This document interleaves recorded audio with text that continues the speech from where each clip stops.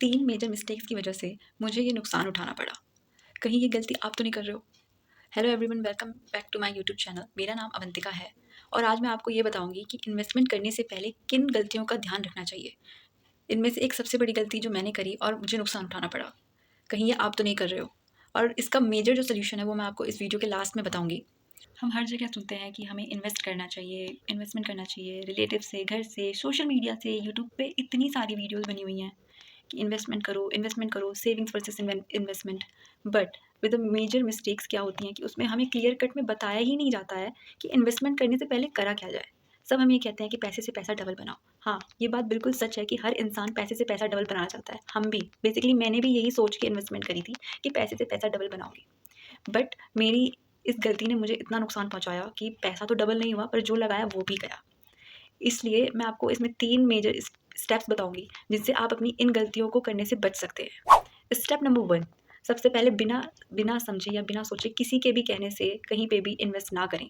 अगर आपका कोई फ्रेंड, आपका कोई रिलेटिव या कोई आपका जानने वाला अगर इन्वेस्टमेंट कर रहा है और वो आपको सजेस्ट कर रहा है कि आप भी जाओ और इन्वेस्ट करो, इस कंपनी में लगाओ या इधर लगाओ, बिल्कुल भी मत करना। क्योंकि सबसे पहले उसकी नॉलेज और आपकी नॉलेज में अंतर होगा। पहले ये 3 मेजर पॉइंट समझो। किस चीज़ में आप इन्वेस्ट कर रहे हो? पॉइंट नंबर 1, आपको ये पता होना चाहिए कि आप इन्वेस्ट कर रहे हो तो वो फ़ील्ड कौन-सी है, उसकी नॉलेज गेन करो। एसआईपी ले रहे हो तो किस म्यूचुअल फंड में ले रहे हो, उसको अच्छे से समझो, जानो। ज़रूरी नहीं है कि आप सामने वाले पे डिपेंड होकर या फिर यूट्यूब से नॉलेज लेकर आपने स्टार्ट कर दिया, नहीं। पहले उसे अच्छे से उसके बेसिक्स को समझो। दूसरे के कहे में आके अपने मेजर स्टेप्स को मत उठाओ। सेकंड गलती ये करते हैं हम, पैसा कब तक लॉक्ड रहेगा? ये हमारा ग्रीडी नेचर होता है, सबसे ज़्यादा हमारे अंदर का लालच। हमें ये लगता है कि पैसा कब तक हो जाएगा, 1 साल में, 2 साल में या 3 साल में। इसका कोई मेजर आंसर नहीं होता है। अगर आप इन्वेस्टमेंट करने जा रहे हो, तो वहाँ पे इसका कोई भी किसी भी तरह का आंसर कोई भी नहीं दे सकता, ना यूट्यूब पे और ना ही वो लोग जो ऑलरेडी इस फील्ड में बहुत सालों से जमे हुए हैं। पॉइंट नंबर 3, रिस्क कितना है?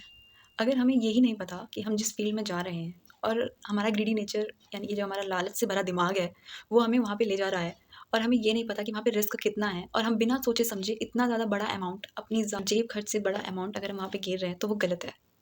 एक लाइन याद रखो, समझ के किए गए इन्वेस्टमेंट से लाख गुना बेहतर है एक अंधे भरोसे से किया गया इन्वेस्टमेंट। स्टेप नंबर 2, एकदम से ही पैसा यानी कि मुनाफा चाहिए। ये अक्सर बहुत लोग गलती कर देते हैं और जो कि मैंने भी करी थी, कि हम ये सोचते हैं कि बस एकदम से पैसा आ जाए, 1-2 महीने के अंदर ही बहुत सारा पैसा कमाना है। ये हम सबसे बड़ी मेजरली मिस्टेक करते हैं, जो कि नहीं करनी है। अगर आप इन्वेस्टमेंट कर रहे हो, तो सबसे पहले आपको पेशेंस चाहिए, क्योंकि इन्वेस्टमेंट पेशेंट यानी कि वक़्त माँगती है, टाइम माँगती है। अगर आप शॉर्ट टर्म इन्वेस्टमेंट कर रहे हो और आप बिगिनर हो, तो आप गलत रास्ते पर हो।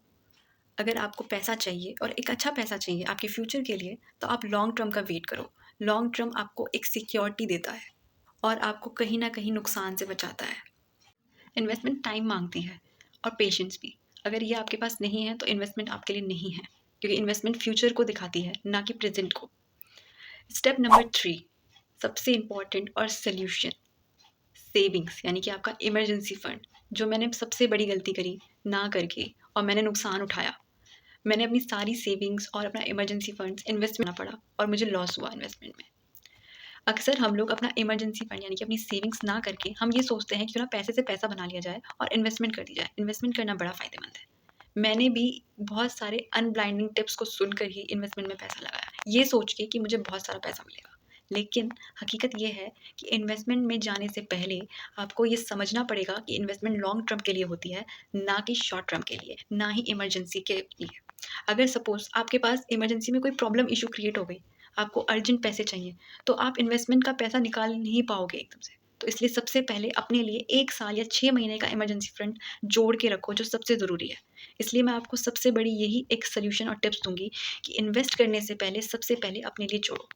आप में से बहुत सारे लोग ऐसे होंगे जो बहुत ही कम पैसा कमाते होंगे, किसी की 10,000 होगी, किसी की 15,000 होगी, कोई 20,000 कमाता होगा।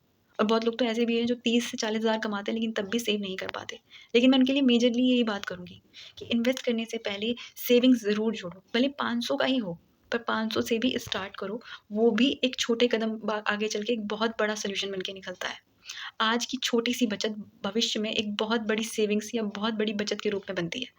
इसलिए बिना घबराए आगे बढ़ो और सेविंग्स करो। ये मैंने नहीं करा था, जिसकी वज़ह से मुझे बहुत बड़ा लॉस हुआ था।